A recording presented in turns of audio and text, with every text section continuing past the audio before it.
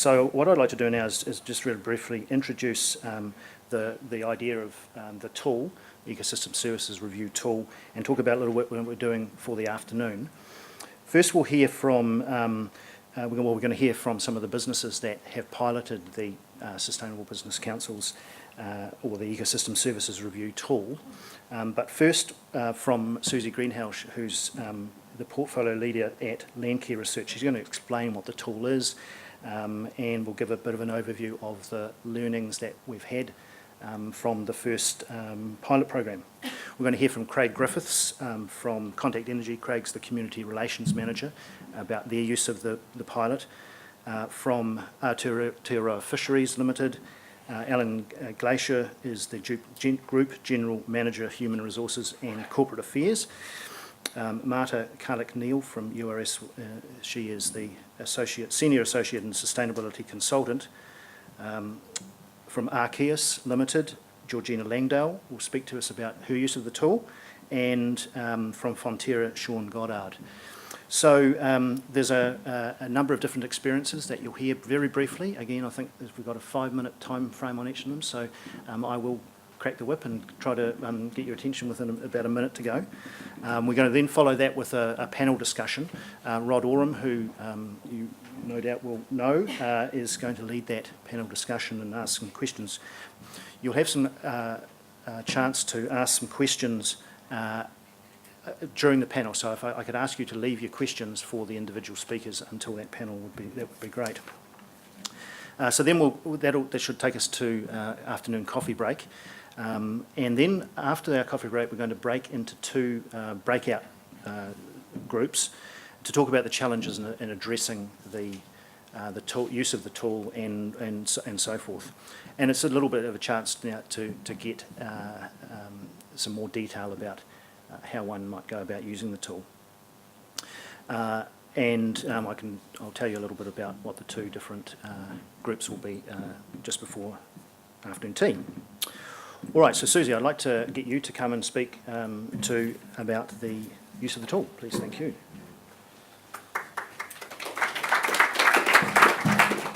I've actually got 3 minutes. I'm going to be even faster. So my job is actually to give you a brief overview of the Ecosystem Services Review Tool, which is actually a scoping tool for companies to think about what their impacts and dependencies are on ecosystem services, and then think about what the risks and opportunities are around those services, and then lastly to develop a strategy to sort of address those risks and opportunities. So we essentially talk them through 5 different steps. We worked with the companies to select the scope of the assessment, whether it's a business unit, whether it was a product, whether it was part of the supply chain, for example. We then convened a group of internal folks and sometimes external folks to actually identify the priority ecosystem services. And if you remember that laundry list of ecosystem services that Richard put up, we actually systematically took each of these people through those to make sure that we had a full understanding what people in the room thought. We then asked them to go away, or the people in the company to go away and start thinking about collecting information on the current state of ecosystem services and the condition and trends over time. So it was very much the companies going out and doing that work themselves. We then brought them back into the room again, and we ran another workshop where we took the information they collected from the condition and trends assessments and went through the risks and opportunities that might be around each of those risks and trends, and then develop the strategies. So very much sort of a structured process, but very much a scoping tool to understand where the company might be in that context. So Landcare was the organisation that sort of led them all the way through that, and being one of the people that was privileged enough to actually sit alongside these guys as they did it, there was a few things that we gleaned from that we thought were quite interesting. So probably the most interesting thing that I got from the 5 case studies was how effective the ESR was at engaging both internal and external folks. And so that was really quite comforting, because it confirmed to us and reassured us that the concept of ecosystem services was actually not rocket science. It was relatively straightforward and easy to understand for most people. And just as importantly, we also realised it was quite a neutral tool. It sort of diffused a lot of debates where you might have thought there might be a bit of heat in the discussions. So that was really quite interesting. Probably the most surprising part of the case studies was the fact that we were able to progress the strategy discussions with very little science that either had been collected or was available. So that was really reassuring because it meant that this is not an expensive thing to happen. Now, as part of the strategies, though, some people then said, right, we needed to get a heck of a lot of more information around certain things, but it wasn't necessary for that initial scoping part. And I guess probably what was the most rewarding out of it was that each of the companies did seem to come up with some really interesting insights that they thought that would be useful for their company. And so I'm going to actually leave it at that and hand over to the companies to actually tell you some of those really interesting insights.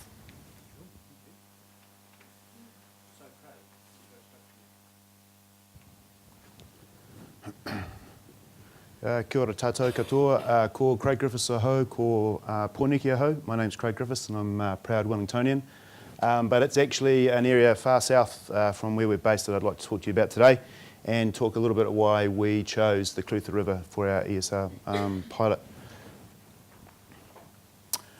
So why pilot the ESR? Increasingly we're finding and being asked by our stakeholders to engage in discussions around the use of environmental resources which are far deeper than just the normal consenting discussions. And we felt that the ESR project, after long discussions with the SBC, would provide us a really good platform to have that kind of neutral lens, if that, that independent lens, and maybe that third umpire view, if you like, to look at those tricky conversations that we inherently have around natural resource use. Internally, we also saw some opportunities for us to break down some silos throughout the organisation and engage parts of the business that typically aren't used or engaged in those discussions and bring them into the fold. And I guess the last piece around that is actually that the ecosystem services are seen as like cutting edge, and internationally it's becoming one of those things that are taking on more mana, if you like, and we wanted to see whether that had application in New Zealand and more importantly for our business. So why did we choose the Clutha? Well, generally speaking, we think that integrated models are something that's going to develop over time increasingly quickly as it relates to natural resources and environmental impacts. And water in particular is something that's very close to our heart. And we thought that the Clutha provided a really good ecosystem and defined boundaries for us to focus a project on. Dams aren't everyone's kettle of fish, so we thought that it was a really good way to look at those committing demands for a resource. There are a number of newly created uses of water, and actually looking at that and evaluating what that meant for our communications and discussions with external stakeholders and internal ones as well. Susie did a really great job of running through the mechanics of the ecosystem services, so I'll skip over this one, but suffice to say we did spend an awful lot of time with the SBC working early on to see whether this is the right thing for us, and so I'd just like to say thank you very much for your patience. I'll move to the 5 key insights that we had from this project, because I think that's ultimately where the discussion will head to. So the first one was that ecosystems as a services are vital, but water is key. And internally we understand that the role of what natural resources play in our business, it's absolutely vital. And I don't think there's any kind of misunderstanding about that. But equally we decided that we wanted to understand what the interdependencies were across the range of those services, and how one of the key things that came out was how some seemingly unrelated activities actually do have an impact on our business. And the one that I want to talk about here is crops and livestock, because when we first looked at it we thought, no, that's got nothing to do with us. But actually if you think about the fact that down in Central Otago irrigation-based farming is becoming increasingly large, it's a water user, it has potential impacts on water quality, but they're also a significant user of energy. So we really wanted to understand how we could straddle that discussion, having a kind of a foot in each camp. One of the recognised strengths of the ESR program, or something that certainly attracted us to it, was this idea of emerging trends and trying to get ahead of the curve and finding out what's coming down the pipe, all the analogies that go with that. But we were really keen to find out what they were, and we're in a business that's got long-term assets. They're built to stay around for quite a long time. And we thought we had quite a long-term view, but when you start applying a 30 and 50-year view to something like a sediment management program, it actually becomes a totally different kettle of fish. So it was really great for us, and it really showed us that things might have long-term views, but they have slow burn impacts as well, and how do you manage those early on? Positive engagement, and this is the key one for us. I'll talk a little bit more in the breakout session about how we did this in terms of the community and groups, but it was just a fundamental learning for us, and it really reinforced something I think that we believe in, but talking to people, front-footing issues, getting out there and having a discussion about what it is that's important. Putting people, the ESR program provides that opportunity to put people in, that you ask them to sit in your shoes and evaluate your business performance, and it's a really interesting exercise. So we did that, and we found some really great insights. And we also did it internally too, using people from across different silos, parts of the business that wouldn't normally be involved in it, and we got really great feedback. Okay, moving on. Investment opportunities. This was something that kind of highlighted where we might better target our investments and in our local communities. I'll talk about that a bit later. Material aspects. This is a big one for us because we're embedding the material aspects approach to our sustainable program. ESR really showed us that engaging with people, finding out what those issues and getting those discussions talking around this neutral framework was a really great opportunity, and we've actually decided to embed the ESR principles in our material aspects, and the end game of that will be our integrated report in 2015. Just a quick idea about what it costs, because this was a big question that came up. Mainly people time, but circa 50 grand, and a lot of time, probably a bit more time than we thought, but in the end we thought it was absolutely worthwhile. We really did this to make sure that we, if we found this program to be suitable, that when we go to roll it out in the future, we know what we're up for, and this is a really important part. Where to from here? So we've engaged the business around the whole idea of ESR. It's taken root. It's found favour with a lot of people. We've already accelerated this into our stakeholder engagement with quarterly meetings with our stakeholder group that we engaged early on in the process. And as I said, our material aspects basis and our integrated report preparation and delivery for this year will be based on the ESR principles. So it's found a pretty successful home at our end. Okay.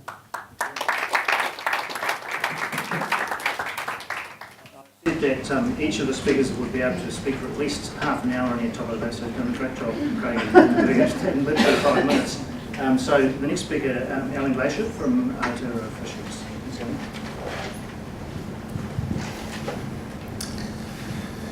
Ira rangatira mā, tēnā kua hui hui mai nei, huri nā tēnā koutou katoa.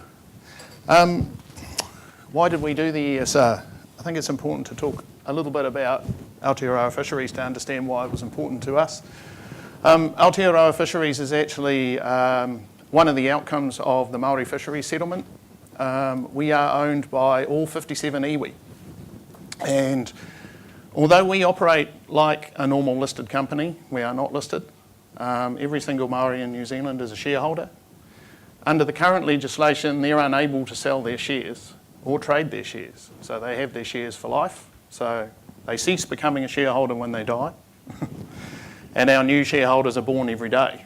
So sustainability and our responsibility as kaitiaki is key, really, to our business. So these are our operations. You'll note that most of them are around the coast. And being a seafood business, we are intrinsically reliant on the environment for our income. So, and by far and away, the majority of our asset base is quota. So our key asset is also completely reliant on the environment. So understanding the environment is critical for us running our business going forward. We have the quota management system, which is still an outstanding system for managing wild seafood. But recently we've recognised that we need to do more and we need to know more. So when we got presented with the opportunity to do the ESR, we thought that's a really interesting way to perhaps learn a bit more about things we don't know. So I guess that's why we did it as a business. It would be fair to say that that Penny was pretty keen to get us on board. And for which I thank her for doing that, convincing us to do it. It was a massive leap of faith for us. This is something very new. For us, we have discovered since we've done it that we are possibly the first seafood company to use an ESR in the marine environment in the world. So we didn't realise what a big leap of faith it was at the time, actually. What did we get out of it? Susie's touched on a couple of things already that we got out of it. Certainly one of them was the ability to engage stakeholders. The fishing industry historically has been quite fragmented. That's improving a lot, I have to say. But this was a really, really good tool for getting different organisations together with different views and different agendas to look at something quite specific. And yeah, that was one of the things that we definitely got out of it. What did we get out of it in terms of outcomes? Some things that weren't surprising and some things that were. We ended up with 42 potential outcomes out of our ESR, and we thought we had done a great job of having a pretty tight scope. So I think that was one of the things that we got out of it, was how clearly it defined the interdependencies between business, people and the environment as a whole, certainly wider than we look at it in normal business practice. We got 3 sort of key projects or key outcomes, if you like, things that we need to look at, and our ESR was looking at power in the Marlborough Sounds. And we originally started looking at the effect of ocean acidification on power in the Marlborough Sounds. Our 3 key outcomes didn't include the effect of ocean acidification on power once we'd finished the process. Our 3 key things were that we don't know what the recreational take is of power, and that makes it increasingly difficult to manage the fishery going forward. We know to an extremely accurate degree with power what the commercial take is. We collect a massive amount of data, and we're able to do that in that particular fishery because of the way it's fished. We don't know what the illegal take is of power, and that's becoming a major concern as well, given that it's a resource that needs to be managed tightly. But the most surprising thing for us was what you see on this map here, and that is a map of one of the Marlborough Sounds, and the red line is serious kelp loss.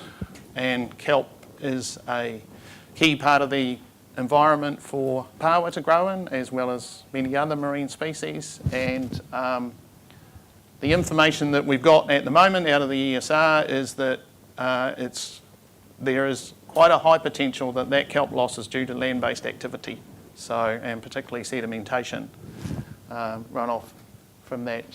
And that was unknown to us as a company that operates in this space. So we got, as I say, it was quite a surprise for the outcome. Yeah. Through the SBC, we were able to get a presentation to the heads of the natural sector of government. DOC have become very interested in this, and the next stage of our process is to actually do some desktop science with the chief scientist from government to actually look at the feasibility of either undergoing some form of kelp restoration project in the Marlborough Sounds. So whether that be land-based to stop the sediment or working on the kelp, those are the things that we don't know, but that's where we've got to. For us, it's been an extremely valuable process, and I think it has given us a tool which we will be able to use in the future to look at similar parts of our business.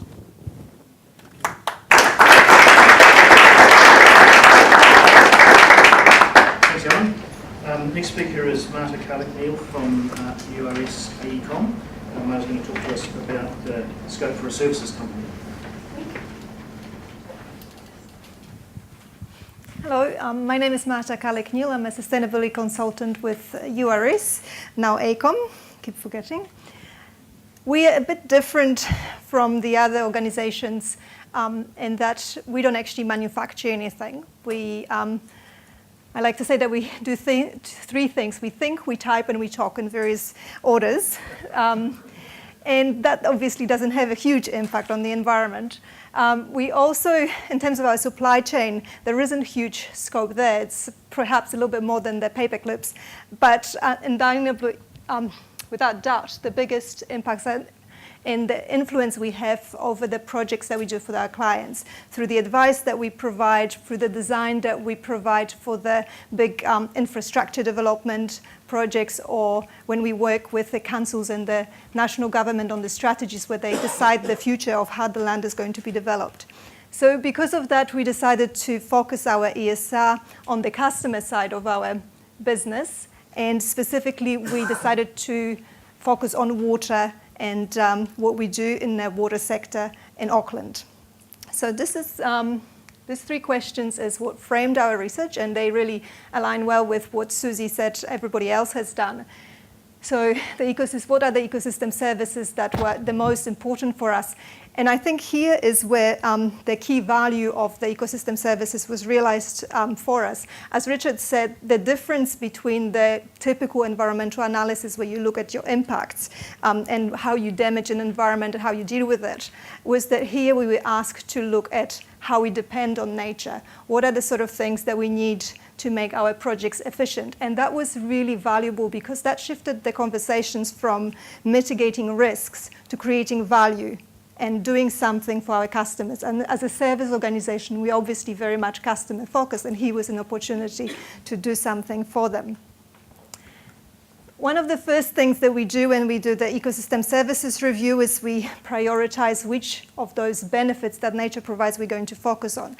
So we decided to choose those 3, and the main factor that drove us to choose it was the dependencies. Our water services clearly depend on what nature is going to provide in terms of fresh water, regulation of the flows, and then water purification. But as soon as we made this list, we realized that this is exactly what we do. So for a moment there, we stood and watched and said, are we in competition with nature? Is it AECOM versus nature? But of course it is not. We are partners, and where we come in is where in places like Auckland, where the concentrations of people are really great and the nature may be degraded, it's where the engineers come in to fix the problems. Sometimes they like to fix the more problems that exist, but that's always a challenge to keep them at it. But what the project reminded us is that we operate within the systems. So the water services in Auckland are provided by the green infrastructure, which is the wetlands, the forests, the scrublands, the rivers, and the grey infrastructure, which is the pipes, the pumps, and the wastewater treatment plants. And we normally operate within the grey area. That's what we produce the pipes, we design them. But more and more often we find ourselves that the right solutions lie in the area in between the two, what we call the soft engineering, things like the green roofs, things like the sustainable urban drainage. And actually, the next part of the review, which was about the risks and opportunities, when we looked at the risks that arise from degradation of nature to Auckland water services, things like increasing flooding, increasing water stress, river quality degrading, we found that those green infrastructure, those soft engineering solutions were the most efficient at actually countering those risks. And the reason why they were most efficient wasn't because they were better in delivering water from A to Z or at treating the water to a human safe standard. It was because they were providing multiple benefits. Benefits not only related specifically to water, but wider. And I think, for me, that's what the ecosystem services is about. And this is an example from our colleagues in the UK that really exemplifies it really well. So what we've done is they looked at the ecosystem solutions and how they can improve resilience of water systems in urban environment. And this is a stony road in Coventry, where our people estimated the costs and benefits of putting in some trees and some rain gardens to manage the stormwater. And what they found was that the benefits were 7 times higher than the costs of that interventions. And the reason for it is, as you can see there, it wasn't just about getting water where we want it. It was about all the other benefits, the increase in property prices, the increase in air quality, carbon sequestration, many things on many accounts to many people. And I have recently heard somebody describe ecosystem services as a Babel fish of nature. I don't know if everybody read Hitchhiker's Guide to Galaxy, but there was that little fish that you put in your ear and then you can understand all the languages in the universe. So what this Babel fish does is that it translates this concepts of nature, things like species index, habitats, ecosystems, into things that are actually meaningful for stakeholders. As you said yourself, Greg, that was a great tool for engaging with stakeholders. So things like resource cost, water quality, resilience, property prices, they have a direct link, and that system really helped us understand that. So just to finish off, what I've talked about was mostly the urban biodiversity. But through this project, we also realized that that's just the tip of the iceberg. The real great infrastructure, green infrastructure, is the nature, the forests, the lakes. And I guess for us, we made a decision that we will try really hard to see infrastructure as that system of grey and green, and try to work with our clients to make sure that we understand both to the same extent and that we invest in both to the same extent. Thank you.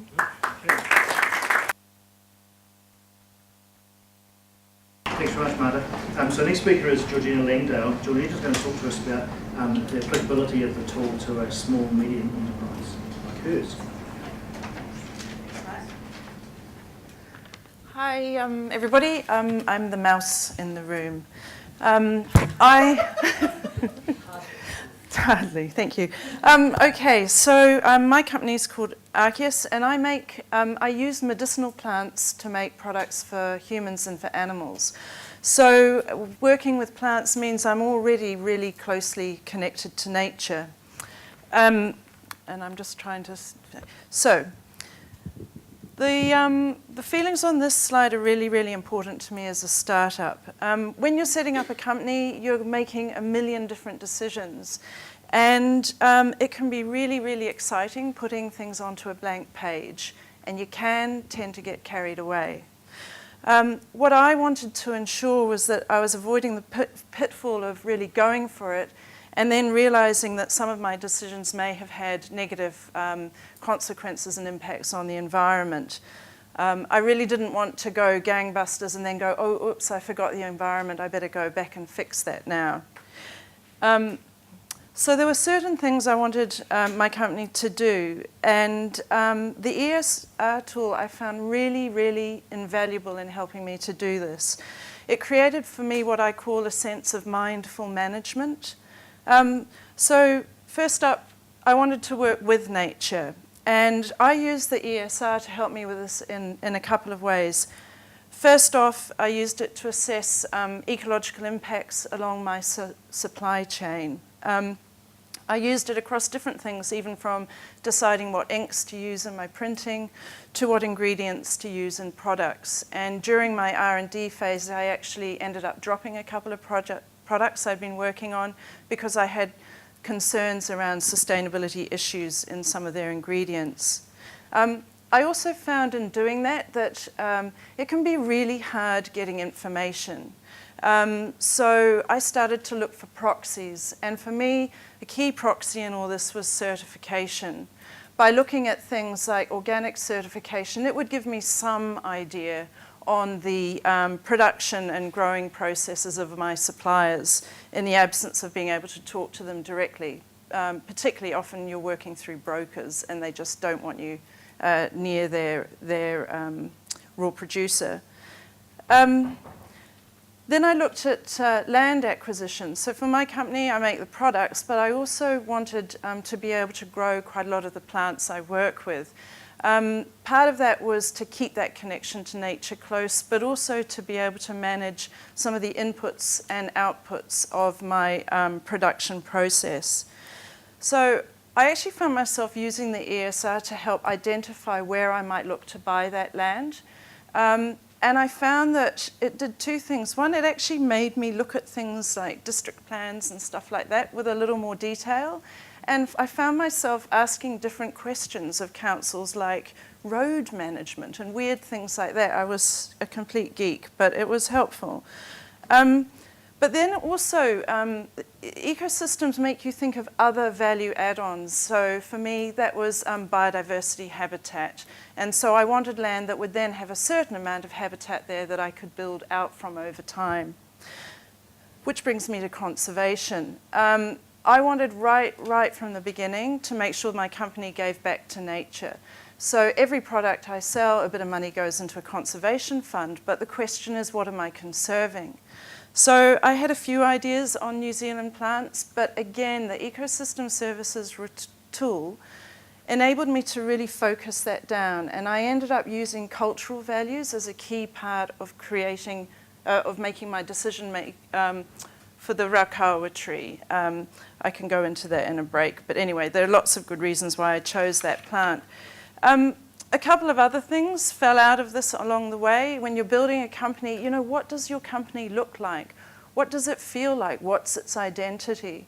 Going through this process has really helped me create a bit of a roadmap for that, which I'll fill out over time. It gave the company a voice, and it also gave me a much longer lens. Somebody else has mentioned this, I think Craig did, in terms of future-proofing.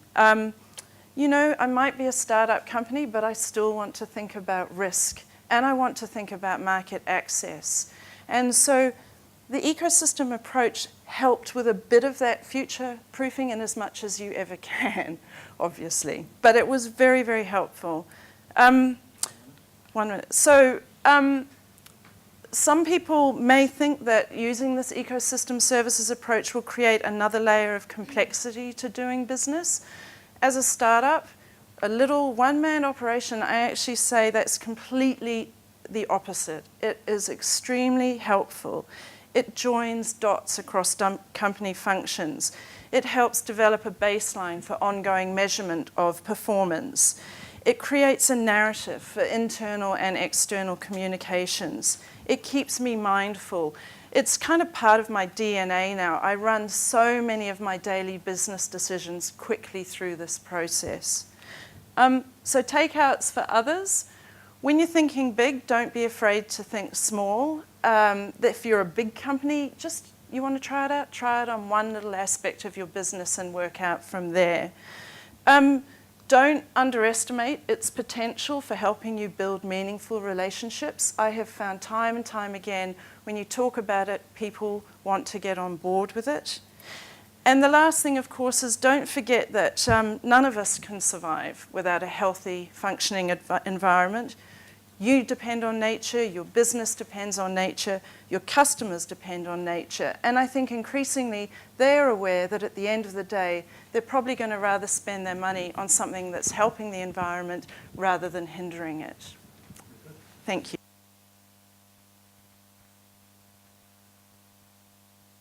Thank you very much, Georgina. From the small to the large, Fonterra. Sure.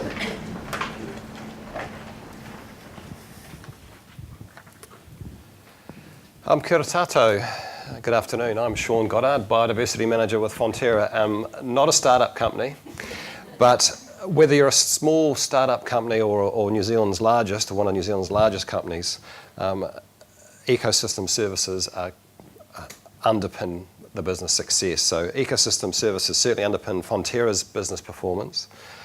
They're essential to our long-term success and to the communities where we live, work and farm. As we know, ecosystem services both globally and in New Zealand are under kind of enormous pressure. So water, biodiversity and soils, key ecosystem services that Fonterra depends on. Our challenge is to grow value for customers, consumers and communities, and in Fonterra's case also to meet growing global demand for dairy while operating within healthy, functioning ecosystems. In the New Zealand context, having things the right way around, we're making good progress in terms of addressing some of the key ecosystem services impacts. For example, Fonterra farmers have fenced over 23,000 kilometres of identified waterways.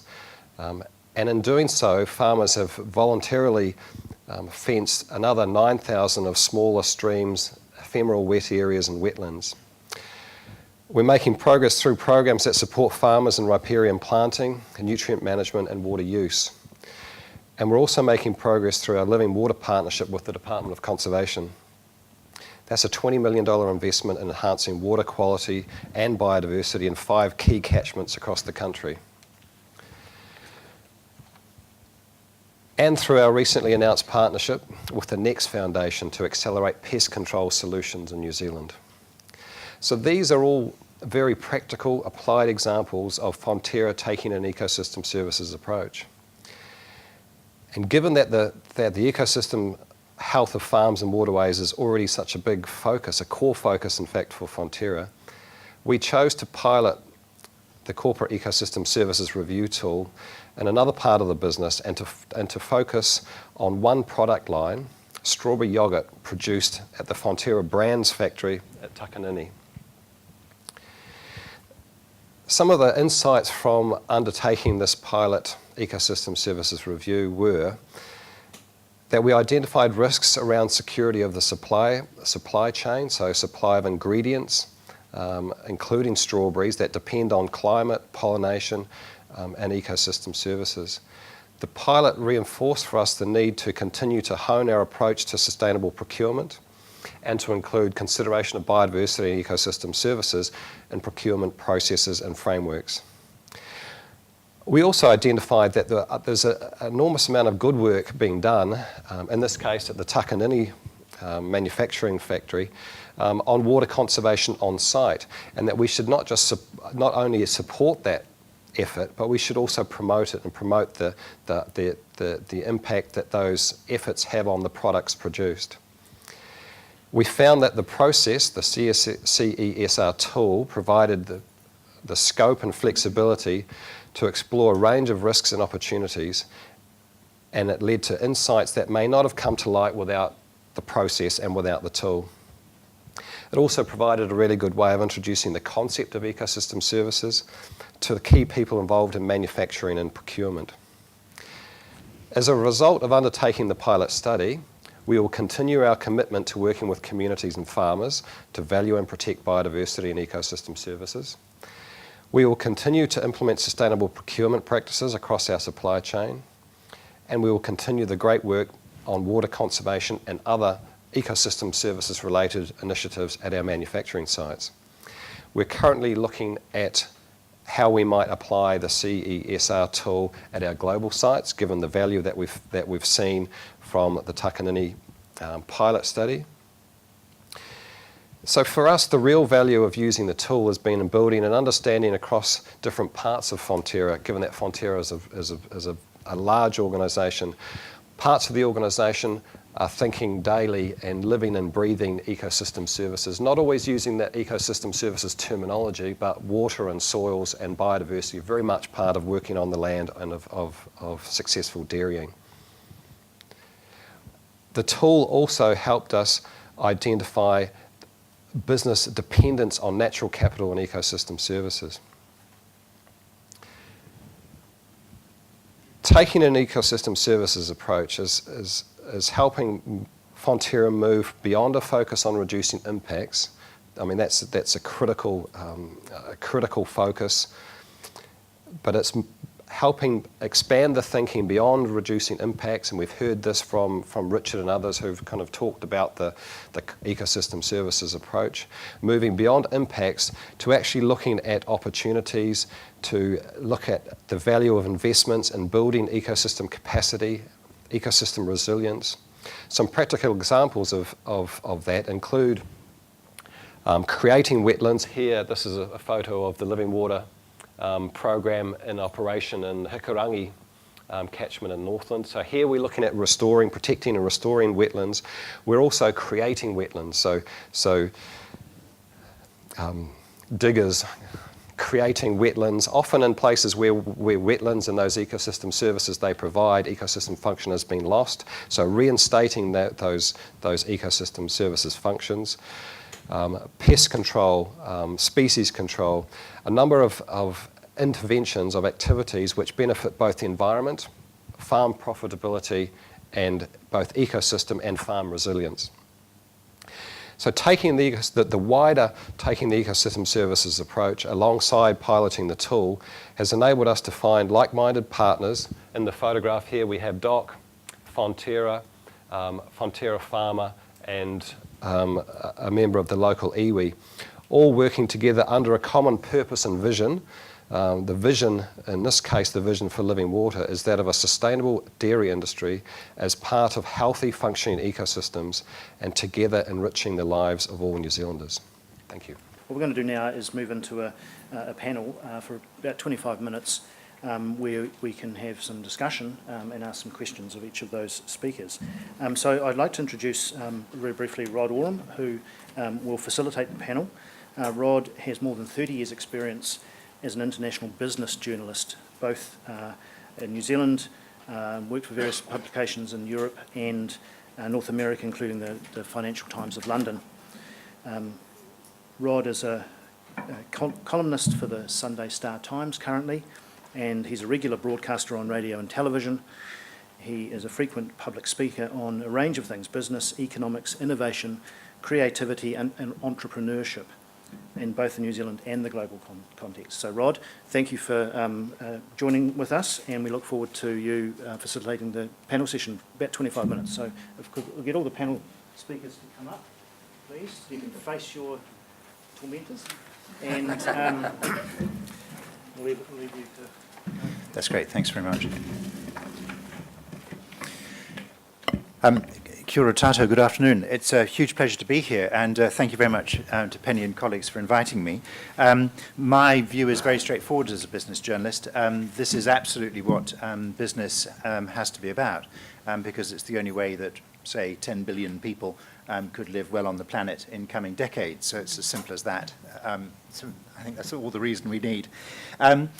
Wonderful presentation. So congratulations to all of you who have been through case studies, and quite fascinating to see that this works from, and we see them sitting right next to each other there, the elephant and the mouse.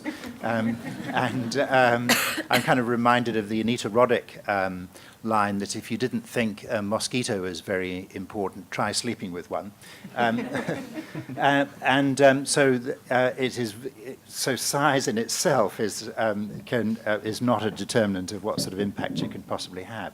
A very small organisation can have a very big impact. I'd like to just step through a few issues that I think arise from many of these case studies before giving you a chance to ask some questions too. I'm not planning to monopolise this. But can I start with Susie? Because I was very intrigued by one of your key comments that through this process, this wasn't science heavy, and yet ecosystems are so phenomenally complex. Mm-hmm. So does this mean it's possible to get only as far as a sort of this case study level without getting deeply involved in the science? Or do you think it's possible to progress strategies that still need not necessarily be heavily dependent on science? Yeah, I think the thing you have to remember is that the ESR is actually a scoping tool. It's there to actually open people's eyes and identify what's really important to them. And so, yeah, so when you're thinking about the strategy, part of your strategy could be, heck, you know, we think this is a great big gorilla in the room. We don't have enough information, so we need to go and collect some more. But it didn't stop the conversations. So we quite often hear, oh, we can't do anything because we don't know anything. And I think this tool allowed us to say, well, actually, we can. We can identify where we think there's risk. We can identify where we think there's opportunities. We can think about how we might deal with them as a risk and opportunity. But the scale of that risk and opportunity, you might like to look at in a little bit more detail through a little bit more science. And as this work progresses, you would imagine that companies are going to have to still get to grips with science and have a real feel and understanding for science and some capability for it within their own organisations. Oh, that's definitely the case. And it was quite interesting, actually, with the contact folks at the second workshop, and the group of people had gone off and done a whole heap of work, and then somebody at the other end goes, God, I wish you'd asked us. We'd actually collected a whole heap of that information already. Yeah. And so, you know, in reality, companies are collecting a lot of this information and doing some of the science. It's just not necessarily putting it together in their strategic sort of situation where they're starting to look a little bit further forward. Right, sure, thank you. In terms of some of the biggest insights that came through, one of the ones that really caught my attention was when Alan was talking about the kelp loss. And can you just tell us a little bit more about why you think as a fisheries company you hadn't really either noticed the kelp loss or thought much about it and it was only through this case study process that you really, through the ESR tool, you really began to see there was an extremely big issue for you there. I think there's two parts to that. One is that it appears to have happened over quite a long period of time. So it's one of those things that I guess it's the boiling frog thing, isn't it? You know, when it happens gradually, it's what you get used to, and that's just sort of the way it is. So I guess from what we've discovered so far, that's about the best answer we have in terms of why we hadn't noticed it. Interestingly, as we went through the ESR process, it allowed us to talk to some of the people who'd been in the Marlborough Sounds for a long, long time, and some of them said, yes, that's correct. That's what they'd actually seen, but they weren't people who actually worked for us. They were people that we became engaged with as we went through the process. So I guess, once again, that demonstrates what an effective tool the ESR is actually for getting people to discuss things which are a little bit sort of contentious. And how are you thinking about taking that forward? Has this, for example, initiated all sorts of conversations with the regional council and land users to start to work out quite what's going on here and what might be done about it? Yeah, we haven't got to that level yet with it. So we've, as a business, we've determined that this is important for us in terms of protecting our power fishery, but it's also a bit bigger than that. So it's just part of our social licence to operate as well, getting involved in these sorts of things. And so at the moment we're actually dealing with actually government and directly with DOC and the chief scientist there. DOC have come to see us following a presentation to ask if they could become involved in looking at it. So certainly if we can get through that stage, then absolutely the next step would be to start working with local stakeholders, which would be local council, communities, iwi groups and things like that. Because this is not a project that Aotearoa Fisheries can run or fund or any of those sorts of things. You know, it's much bigger than something that we can handle by ourselves. So we really sort of see ourselves, I suppose, now that we have this information as a catalyst for trying to get something done. Yes, and then sort of logically then, when you're looking at ecosystem health across all of the Marlborough Sounds and all the factors, that then has got to be elevated to a sort of a regional council level to be able to deal with the complexity of that, doesn't it? Yeah, absolutely. Yeah, I think that's something that, and this is not meant to put anyone off at all, that someone considering an ESR has to be quite cognizant of, you know, what the results could potentially be. As I said, you know, we thought we had a very, very defined scope, and we ended up with a result that was quite outside of our scope. So, yes, which was a good thing. Just reaching out to that very big picture, does anybody have a view on how, and I'll ask this of you all as well, not just the panellists, as the extent to which that we feel that legislation and the regulatory environment in New Zealand, particularly at that regional council level, which is the main guardian of these issues, is actually capable of dealing with this, or are they still seeing these issues in an incredibly fragmented way? Does anybody want to offer a view on that? I think it depends what council. Yeah. Do you want to to be here? Is Karen from Auckland City? Are you here? No. Is there anybody? Well, I'll put somebody on a council from the council on the spot in a moment. So it depends on the council. So would you like to suggest who might be working well on this? I mean, there's quite a few of the regions where they've been a little bit more front-footed in how they deal with the NPS for fresh water, and are being very brave and going down the collaboration route, which automatically brings a lot of key people into the room, and so you're starting to have conversations that you've probably never had before. And so there's 5 regions in that space, and there's a number of other regions that are closely watching it, but there is also quite a few that I think are in denial. So the five who are obviously Environment Canterbury, or yes, the so- commissioners? Yep, so there's ECAN. Yes. There's Waikato, there's Greater Wellington, there's Hawke's Bay, and there's Northland. So, and that ranges from the big councils to the small councils, so it's not necessarily council size dependent or resource dependent for all that matter. Yeah, very intriguing Northland is in that case, Yeah. as a huge area and very diverse. Georgina, you were one. I was just going to just add to it. Internationally, there is quite a lot of work going on around at a regional and local authority level in this sort of ecosystem space. There was a thing a few years ago developed called a kind of 6-step plan for councils to use to bring an ecosystem approach into their decision making. And you're seeing quite a lot, being used quite a lot in South Africa, for example. Quite a few councils there use it. And there's an organisation called ICLE, which is very, very proactive in creating an international network of local and regional bodies that are kind of biodiversity and ecosystem minded. So there are tools that are available for councils to use. Indeed, thank you. Yes. I was just going to say an example in New Zealand and say in the Marlborough region for the Motueka catchment would be an integrated catchment management project. We've got Landcare and Niwa regional councils and iwi all working together on Mountains to the Sea projects and managing them like that. So that's happening in part. Yes. Any other examples that people are aware of from around the room?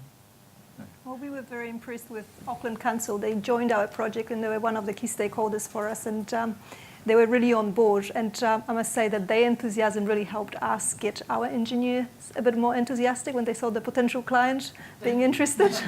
So that was good. That neatly leads on to what was going to be my next question. As to it was for you on the water example that you gave from your work. Obviously, extremely clear view of the wonderful ripple effect that works through, and that example in Coventry. But how might you imagine that these ideas could start to take root in the council? And probably the most interesting part of that is, what influence does the council have over water care to start moving away from its very traditional view of reticulating everything, as opposed to some different engineering approaches? I think that's not a question for me, is it? There's water care, there's the council. It's unfair to put you on the spot on two very big questions like that. But what was the response of the council people, and what were they saying about how they might be able to start to take this on? Both council and Watercare are big organizations with lots of people in them, and like in any organizations, there will be some that really get it and really promote it, and some they don't. And I think both of those organizations, we were lucky to interact with those that are really passionate. But through that interactions, we saw also the struggle that they're going through to embed it within the organizations. And Karen is one of the people at the Auckland office that was helping us out, who's got really great understanding of environmental economics and ecosystem services and their benefits. And she's right now working with the stormwater team, running similar case studies. This was not part of the Sustainable Business Council program, but they're doing similar ecosystem services review right now on some housing projects, looking at the use of those green infrastructure systems. And I think they're doing a great job. And one of the things that she was trying to do was to integrate the ecosystem services into district planning. But that proved too hard this time around. So it is a slow process. It takes time. And I think, what we committed ourselves at the end of this project is to be partners with the council and provide another voice that will say, yes, we also think it's really important. But in the end of the day, we will do what Watercare tells us to do. Indeed. I can probably add a bit to that. Yes, please. So Thanks. we're currently doing some work with Auckland Council looking at a green infrastructure policy. Can I just have you hold for Jackson? So you have a microphone, so this gets better recorded. Thanks. Oh, okay, cool. So we're currently doing some work with Auckland Council for the Stormwater Environmental Unit, looking at the development of a green infrastructure policy, which is in draft concept, waiting for feedback from the client. But that's looking towards how we can better use natural processes like, public water courses for the management of the movement of water, for example, stormwater. So, and we're seeing more of that being built into a lot of the proposed provisions of the unitary plan as well. So the council is doing actually, or Auckland Council is doing quite a lot of work in that space. We're also seeing more work in major daylighting projects, so taking major piped watercourse systems where there's significant flood hazards and actually looking at returning those back to more of a natural watercourse element to resolve a lot of those issues. But then they're also seeing the additional benefits in terms of biodiversity, improved community relationship outcomes, things like that. So I think Auckland Council was starting to get there. Yeah. But it's good to see some engineers. So I come from the planning and environmental side, so it's good to see some engineers, and we actually work with AECOM a bit, so it's good to see the engineers getting on board as well and actually, you know, looking to draw upon a lot more international expertise in that area. That's great, thank you. In terms of progress within companies, it seemed to me that perhaps at Contact, Craig, where you were talking about now starting to embed some of the ideas and process that have come through in the case study, starting to embed that in Contact. Can you give us some examples of where that is starting to take you elsewhere in the company? Yeah, I think the best example probably is, well, it comes from the process that we went through in the second workshop that we held with Susie and Cherisola, and we were talking about the risk and strategies aspects that were derived from the identified services.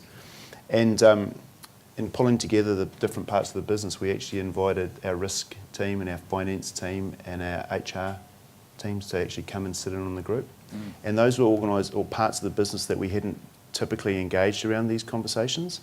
And it was really useful to show how stage one, the external stakeholder group meeting that we'd had with the community groups and alike, had really helped that engagement, and we saw that kind of reflected in the internal group as well. And what it helped was when we were going away to think about how relevant the strategies were and how, in some cases, expensive they might be, we were actually able to talk to those people because they actually were part of that discussion and knew what was going on and understood the rationale and the kind of background to it.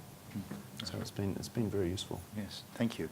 And then thinking about it at the very large scale in terms of Fonterra, Sean, a lot of Fonterra, quite understandably, is very, very much efficiency driven because it's about being a terrifically low-cost processor of milk. Can you see how ESR might start to broaden out the horizons of those people to start thinking about the processes that they run in this richer context? And I mean richer both financially and in other terms as well. Yes, and I think it's a good observation that within an organisation like Fonterra, you know, from farmers through to sustainable dairy advisors, through, you know, big parts of the company are living and working with ecosystem services on a daily basis.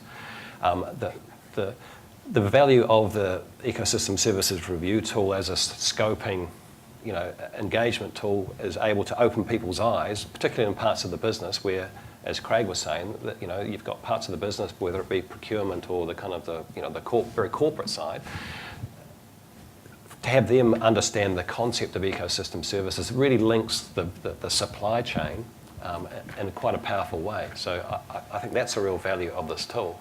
In Fonterra's case, we wouldn't, you know, go up to a regional council and say we've got this new tool and it's going to solve water quality issues, because the people in council and farming communities are thinking deeply about those issues and solutions to those issues, and they're actually investing in that. So the tool we found, it's perhaps its greatest application at this point in time for Fonterra is in those other parts of the business, as that kind of being able to draw out insights that otherwise people in those roles might not be encouraged to think about.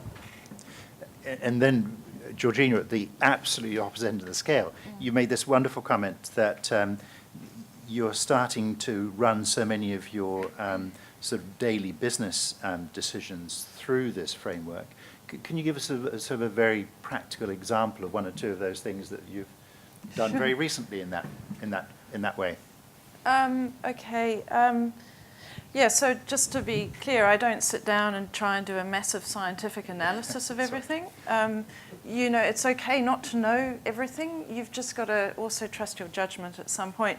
But I've used it for things like, getting some stuff printed the other day. And I just thought, where does that stock come from? What is the ink?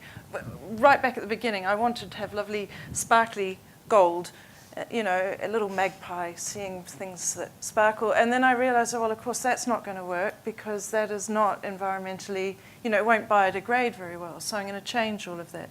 So it was that decision. And building the manufacturing building at the moment on this land we've got. And there have been quite a few decisions with the builder about, and the plumbers, about what to do with stormwater runoff, how to be able to reuse that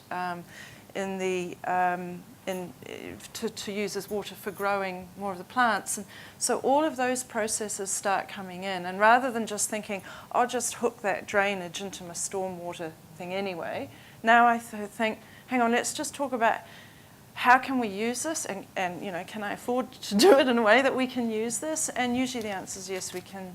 You can get an environmental gain out of dealing with a technical problem. So that's a couple. Very good, thank you.